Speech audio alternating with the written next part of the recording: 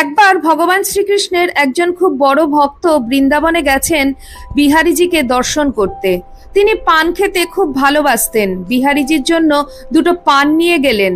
শ্রীকৃষ্ণকে দর্শন করে প্রণাম করে খুব শ্রদ্ধা ও ভক্তি সহকারে পান দুটি ভগবান শ্রীকৃষ্ণকে নিবেদন করে খুব সরল ভক্তি ও বিশ্বাস নিয়ে বললেন, তুমি এই পান নিজে খেয়ে আমাকেও একটু দিও। তারপর ঘন্টার পর ঘন্টা সেখানেই তিনি দাঁড়িয়ে রইলেন একটু পানের আশায়, কিন্তু তিনি কোনো পানই সেদিন পেলেন না। খুব দুঃখিত মনে তিনি আবার তার গ্রামে ফিরে এলেন। এরপর একদিন তার গ্রামের বাড়ির পাশেই একটি শ্রীকৃষ্ণের মন্দির ছিল, সেখানে গেলেন। তখন সন্ধেবেলা সন্ধ্যা আরতি হচ্ছিল মন্দিরে। তিনিও ওই আরতি দেখতে লাগলেন আর শ্রীকৃষ্ণের নাম জপ করতে লাগলেন মনে মনে। একসময় আরতি শেষ হলো।